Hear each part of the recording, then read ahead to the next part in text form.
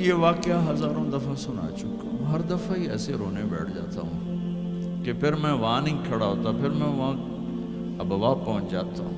میں دیکھتا ہوں 6 سال کی عمر میں میرے نبی کو اللہ نے یہاں اتنا بڑا امتحان دیا کہ جنگل میں ماں کو موت دے دی۔ 25 سال کی عمر میں ماں مر گئی، اچانک مر گئی، کوئی بیماری نہیں، کچھ نہیں، جس کو آج ہم ہارٹ اٹیک کہتے ہیں، ہارٹ فیلئر کہتے ہیں۔ اتنا آخری جملہ کہا، کل حی میت و کل جدید بال وقد ولدت طہرا۔ بولا نہیں جا رہا تھا تو بجھتے بجھتے بھڑکتی شمع نے کہا، بیٹا ہر زندہ نے مرنا ہے، ہر جوانی نے ڈھلنا ہے، لگتا ہے تیری ماں کا آخر آ چکا ہے، لیکن میں نے ایک بچہ جنا ہے جو سارے عالم کو پاک کر دے گا۔ اور شمع خاموش ہوگی۔ کس طرح انہیں دفن کیا، میں وہاں کھڑا یہی سوچتا رہا کہ یہاں قبر بنائی کیسے ہوگی۔ تو پتھر ہیں، کوئی لوگ گزرے ہوں گے یا پتھر جوڑ کے، جب ایمن نوکرانی ساتھ ہیں، وہ ان کو لے کر نیچے اتری، اونٹنی کے قریب پہنچی تو آپ نے ہاتھ چھڑایا اور پھر بھاگے، پہاڑی پہ چڑھ گئے۔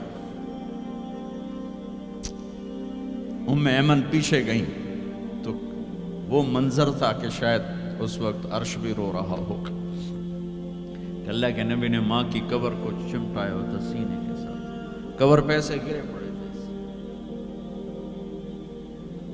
اور جب ایمن قریب آئیں تو وہ نوحہ کہہ رہے تھے کہ پتھر بھی پگھل رہے تھے کہ ماں جی آپ کو تو پتا تھا آپ کے سوا میرا کوئی نہ تھا، آپ مجھے چھوڑ کے کیوں چلی گئی، آپ مجھے چھوڑ کے کہاں چلی گئی۔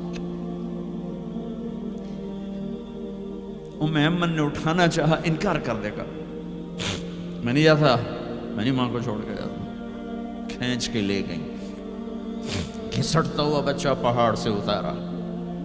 2 دن روتے روتے مکے کا سفر ہے، پھر کھانا بھی بند ہو گیا، پینا بھی بند ہو گیا، سوائے زمزم کے چند گھونٹ پانی کے سارا دن نہ کھاتے تھے نہ پیتے تھے، اکیلے بیٹھے رہتے، نہ ماں نہ باپ نہ بھائی نہ بہن۔ اللہ 57 سال کے بعد ماں کی قبر پر پہنچے اور قبر کے سرہانے آ کر بیٹھے، گوڈے اوپر اٹھائے اور ہاتھ یہاں رکھے اور سر گوڈوں میں دے دیے، جیسے چھوٹے بچے رونے کی پوزیشن بناتے ہیں۔ یہ چھوٹی جگہ میں دکھا نہیں سکتا، اور پھر جو رونا شروع کیا، اتنا روئے کہ ساری داڑھی سارا سینہ آنسوں سے بھر گیا، جیسے کوئی معصوم بچہ، جیسے 6 سال کا محمد رو رہا صلی اللہ علیہ وسلم۔ اتنا روئے کہ وجود ہل گیا، اور پھر فرمایا کہ میں آگے نہیں جاؤں گا، میں رات یہیں رہوں گا۔ تم کیا جانو رشتے کیا ہوتے ہیں، تمہیں صرف پونڈ گننے آتے ہیں۔ تم سے مراد میں بھی اور سارے بھی، کہ ناراض نہ ہو جاؤ، ساری امت کا یہی حال۔ رات وہاں گزاری، ہائے کیا کہہ رہے ہیں، کاش میری ماں کبھی ہوتی، میں ایسی خدمت کرتا کہ بریڈ فورڈ والے بھی یاد کرتے ہیں، میں ایسی خدمت کرتا کہ میں عشاء کی نماز کے مصلی پر کھڑا ہوتا اور سورۃ فاتحہ پڑھ رہا ہوتا، اور پھر ادھر سے میری ماں کہتی محمد، تو میں نماز توڑ کے کہتا لبیک اماں جی، ماں جی حاضر ہوں، ماں جی حاضر ہوں۔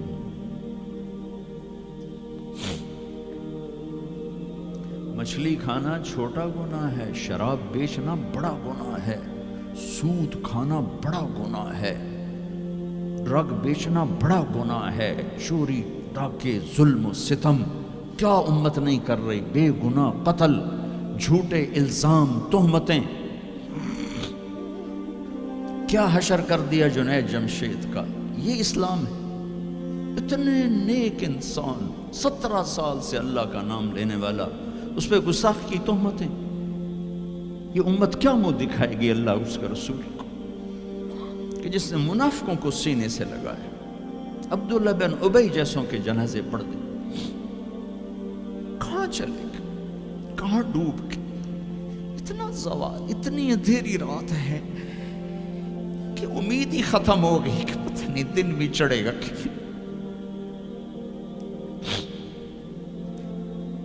دین کے نام لینے والے جب دین کو ذبح کرنے پہ آ جائیں, ممبر پہ بیٹھنے والے جب نفرتوں کی آگ بھڑکانے لائے, کس سے غلطی نہیں ہوتی. ایک پاک انبیاء کی ذات ہے جن کی زبان پہ اللہ بولتا. باقی طارق جمیل روزانہ مجھے 40 سال ہو گئے بیان کرتے ہوئے, میں خطا نہیں کروں گا تو اور کیا کروں گا.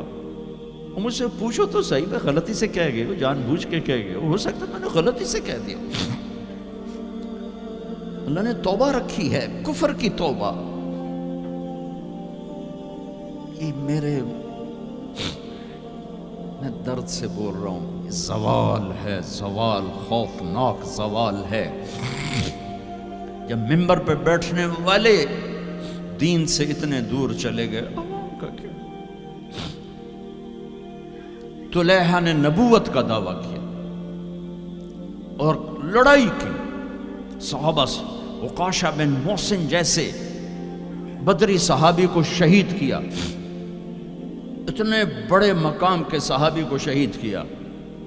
اور حضرت عمر کے زمانے میں توبہ کرنے آیا, آپ نے گلے لگا لیا, توبہ تو سب کفر کے نبوت کے دعوے.